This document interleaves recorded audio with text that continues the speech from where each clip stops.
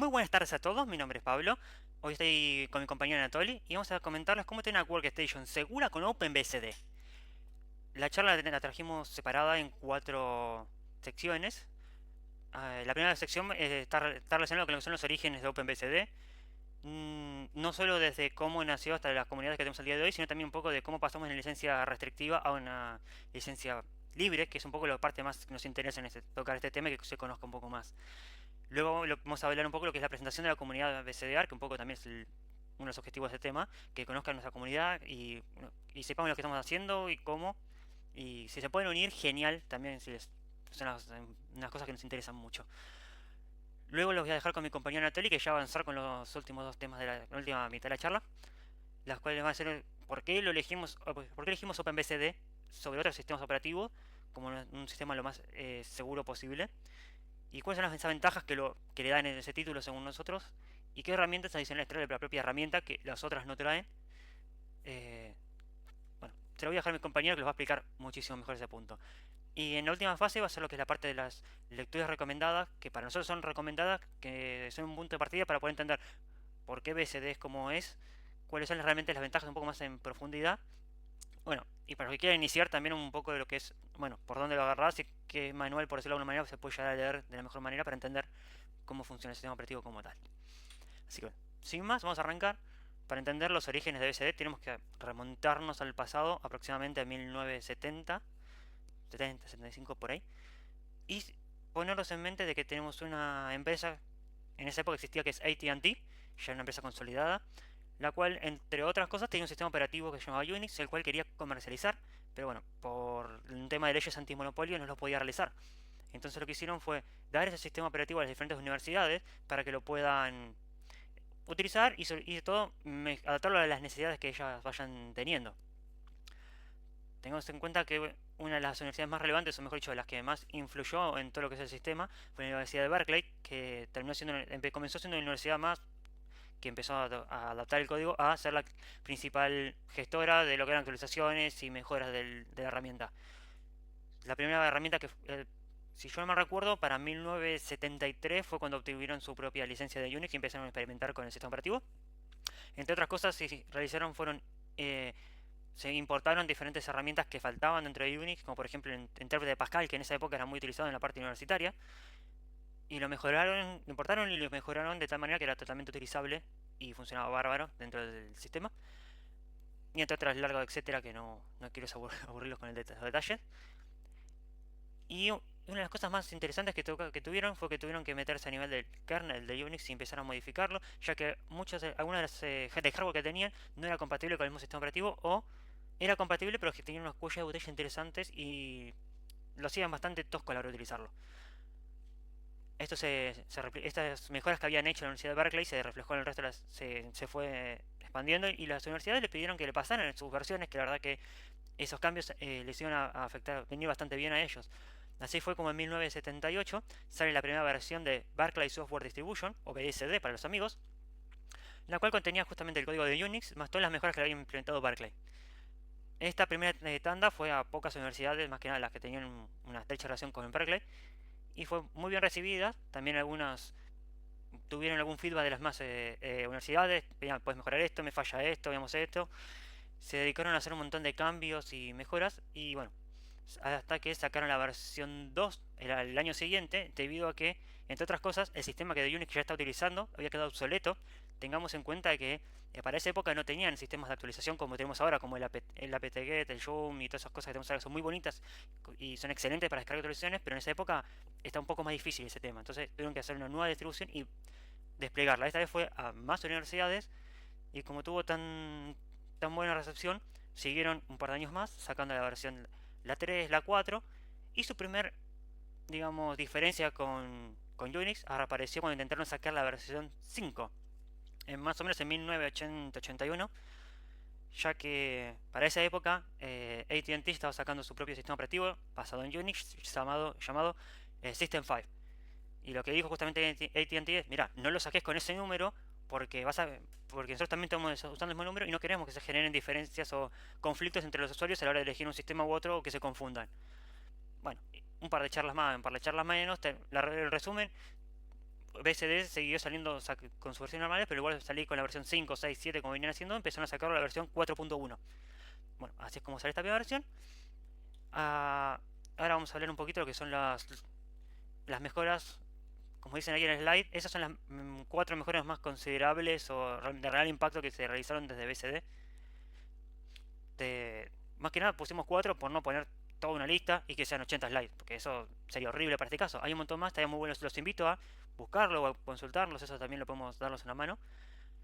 Y bueno, siguiendo con el tema, para el 1982, más o menos, o sea, un año después de que tuvieron este problema con el número de versión, sacaron la versión 4.1a, la cual no fue publicada de forma a todas las universidades, como quien diría, sino solamente fue uso local, ya que estaban incluyendo un cambio muy grande, que era eh, un stack TCP/IP totalmente hecho de nuevo, en colaboración con DARPA.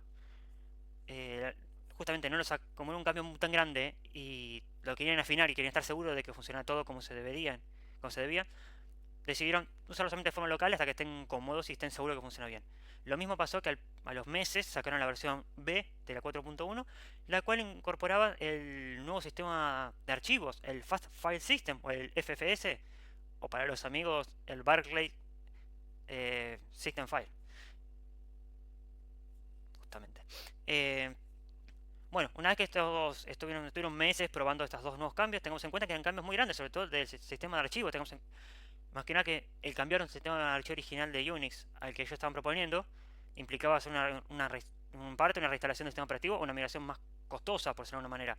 Una de las cosas que dijeron de por qué hicieron este sistema de archivo nuevo fue porque tenía mejor performance que te estaba dando el sistema de Unix por defecto.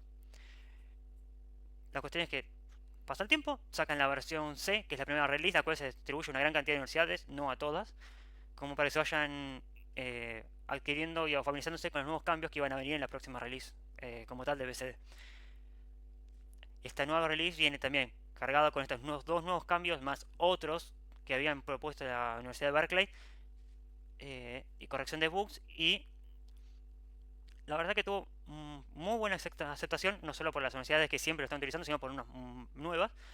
Hasta el punto tuvo éxito esta versión que muchos de los proveedores que a sus clientes, en lugar de ofrecerles directamente o darles el sistema de System 5, dijeron, mira, a este le faltan cosas, vamos a darles a todos OpenBSD la 4.2, que tiene un montón de cambios, y una de las cosas más, uno de los temas más relevantes que tenía, que no tenía System 5, era un stack TCP/IP acorde para las funcionalidades que la mayoría necesitaba. Por no decir que no tenía un sistema, un stack TCP/IP. Pasó el tiempo y, como suele pasar, la empresa que menos features tenía, en este caso fue System 5, fue adquiriendo poco a poco las características que le faltaban de BSD, teniendo en cuenta que los dos estaban basados en Unix, así que no era muy complicado. Y a que se eliminaron las características que tenían cada una de las empresas, los proveedores volvieron a ofrecer a sus clientes System 5 con esta nueva versión del sistema operativo. Ahora avanzamos un poco en la historia, sacaron la versión 2 y para 1988 sacan la versión 3, que tenía un montón de mejoras y revisiones que habían hecho. Pero también tengamos en cuenta un detalle, que para esta época, para poder utilizar el sistema operativo de BSD, como era un sistema basado en Unix y técnicamente la distribución que vos te daban tenía todo el core de Unix adentro, tenías que adquirir la propia licencia de BSD para poder utilizarlo. Y los precios estaban empezando a ir por las nubes, por decirlo de alguna manera, ¿no? Y era muy complicado para muchos de los clientes poder adquirir esa licencia para poder usar el sistema operativo. Antes de que nos perdamos, les agregamos una slide donde está más o menos un poco organizado lo que es las diferentes familias, de qué sistema operativo deriva de dónde. Y una de las cosas que más nos gustó de esto es que tenés separado por colores qué tipo de software es. Los rosas son los de sistemas privativos, los verdes son los de licencia libre, y los otros que son los más cremitas son los que tienen una licencia mixta, que básicamente es como se está empezando a manejar un poco OBSD. Bueno, llegamos a que sacaron la versión 4.3. Tenemos el problema de que las licencias estaban bastante costosas. Costosas, eran bastante prohibitivas para muchas de las empresas que lo estaban utilizando. Por lo tanto, varios proveedores dijeron al Berkeley, mira, está todo bien, necesitamos que nos des aunque sea algo básico, algún sistema operativo, lo que pueda hacer, sacar todo lo que puedas de ese sistema de AT&T, por decirlo de alguna manera, de la licencia, de hacerlo libre para poder ofrecerlo a nuestros clientes. Lo que más les interesaba en esa época era la nueva implementación de Stack TCP/IP. Tengamos en cuenta que esta implementación no solamente que para esa época funcionaba muy bien, era muy digamos, tenía una muy buena performance, sino que también fue la base de que muchos sistemas operativos del día de hoy se basaron en ese mismo stack y para sus propios sistemas operativos. O sea, era muy bueno. Y por eso también venía este pedido de sacámelo y sacámelo con licencia libre, porque realmente lo necesitamos utilizar y no todos pueden adquirir Unix. Bueno, entre todo esto sale lo que es la primera versión de OpenBSD, la Net 1, que es justamente lo más libre posible dentro de lo que había en ese momento, con algunas features menos, más, una feature menos, pero bueno, que cumplía con este requisito y salió al público. Tuvo mucho éxito, tanto éxito que dijeron, llegaron a decirse un momento a incorporarlo en su siguiente versión, que era la 4.3 Reno, la cual tenía toda esta parte libre, ya la habían también incorporado a su propia distribución de BSD, para, y entonces para tenerla poco a poco, algunas cosas más digamos, libres y sin tantas restricciones. Luego de esto, pasado un tiempo, dicen, pará, y si lo hacemos bien y liberamos todo, reescribimos todo el software y lo largamos con un sistema operativo libre, ya que un parte de lo que se necesita, ¿no? Lo reescribieron casi todo de vuelta, excepto algunos archivos del kernel core que se les complicaba cambiarlos completamente. Pero bueno, intentaron reescribirlo todo lo más posible y sacaron la versión, la Net 2, más adelante, la cual dijeron, genial, con esta ya estamos libres y la puedo empezar a utilizar. Tuvo tanto éxito que al no necesitar la licencia de Unix, aparecieron ciertas nuevas comunidades las cuales querían no solo desarrollar nuevas funcionalidades sobre la misma, sino darle soporte a los diferentes bugs que vayan teniendo y demás temas. La que primero salió fue la de NetBSD, la cual se enfocó un poco más en no solo darle este soporte a todos los problemas que van teniendo o sacarle nuevas funcionalidades, sino en hacerlo lo más compatible posible en todas las arquitecturas. Por ende sacaron su propia versión derivada de esta versión 2 de Net, de BSD, para intentar enfocarlo en este punto de vista. Pasado el tiempo, y algunas personas no estaban tan de acuerdo en que solamente las versiones libres de BSD tenían que estar enfocadas a compatibilidad, sino también tenían que ser un poco más enfocados a las masas, por decirlo así, o a las personas no tan técnicas como las que tienen estas personas a nivel académico, pero que sí realmente los podían utilizar y beneficiarse de estas ventajas que estamos haciendo. De ahí sale la comunidad de FreeBSD, que también en realidad, en resumen, un poco lo que estaba buscando era seguir los pasos de un joven sistema operativo, mejor dicho, kernel Linux, que estaba saliendo al mercado ya al de la mano de GNU. Y bueno, quería un poco seguir esa parte, para no escaparse tanto, porque era un mercado totalmente nuevo y que podía tener potencial. Pasado con todo este tema que pasó, que está muy lindo, tenemos muchas comunidades, un montón de temas, pero decimos, bien, nos salimos de la licencia BCD, de licencia de Unix, perdón. Y ahora, todos los que quieren este mi software no tienen un sistema o un lugar donde poder ir a tener soporte, por decirlo de alguna manera. Entonces, la Berkeley decide crear la Berkeley Software Design Incorporated, o BCDI para los amigos, que es una empresa no solo orientada al desarrollo y el mantenimiento del software y agregarle nuevas mejoras, sino también a comercializar el soporte, darle un soporte comercial a la herramienta, al sistema operativo, mejor dicho.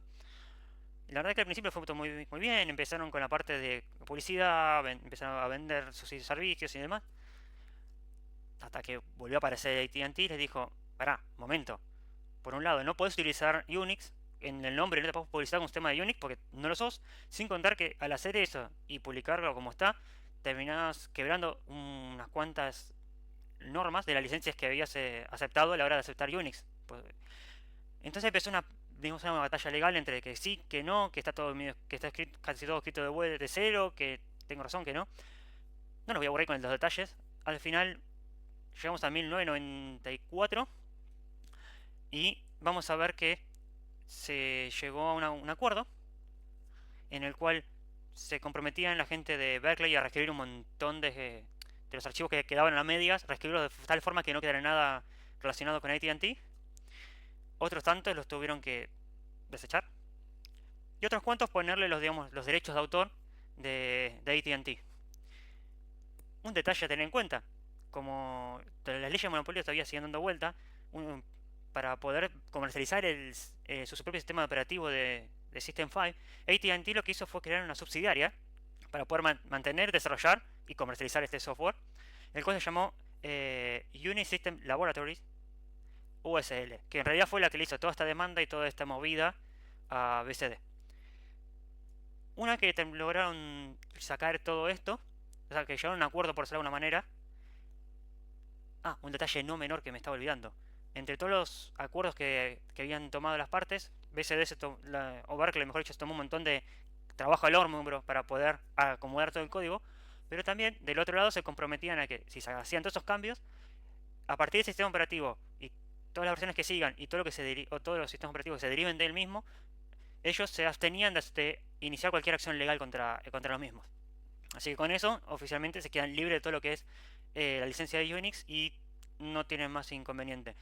Tengamos en cuenta que, casi me la paso también, para 1990 nace una comunidad también muy, muy relevante para el tema, para lo que es la historia de BSD, que es la de OpenBSD, justamente. Salió basada de las otras dos, de un grupo de personas que decían, no, mira, para nosotros BSD, por cómo es el sistema operativo, tiene que ser un sistema seguro de por sí.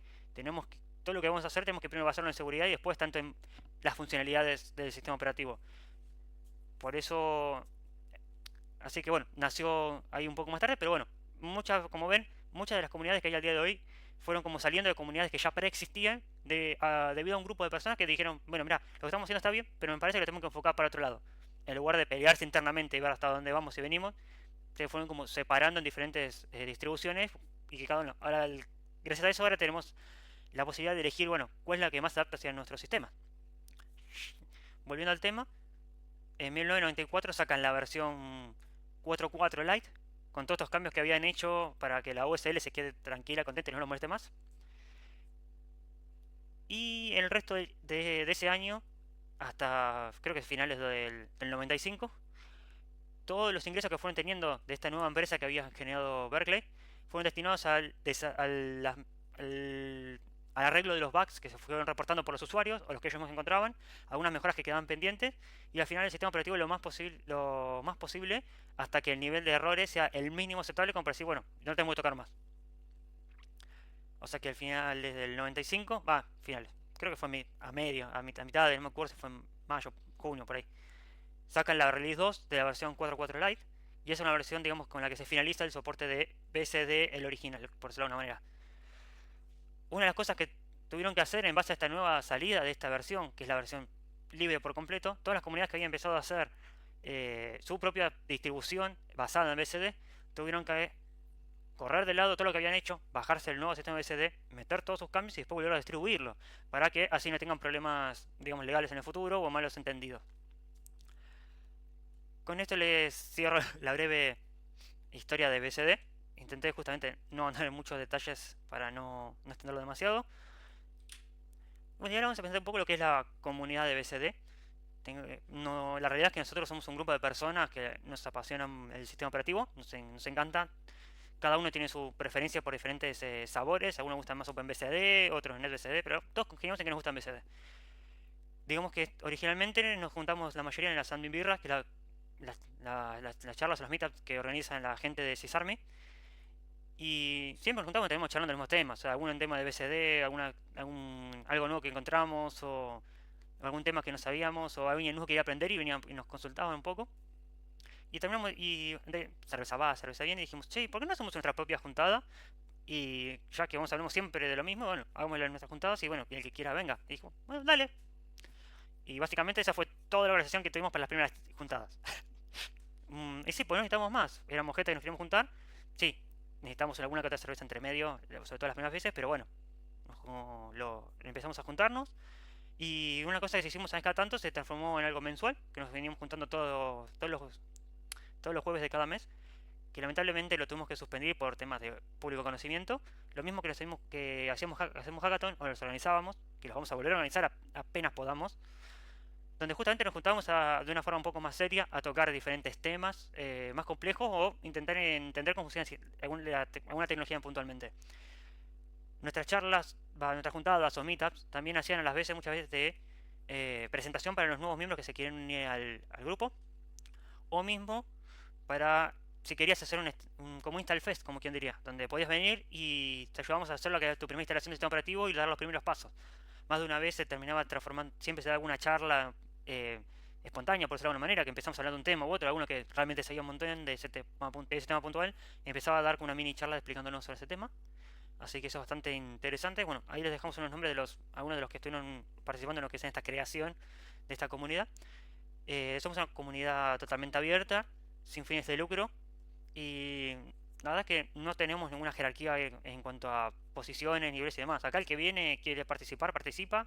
El que quiere participar en lo que es el nivel de organización de la comunidad lo hace, y el que no simplemente participa asistiendo o charlando con el resto de la comunidad sobre BCD.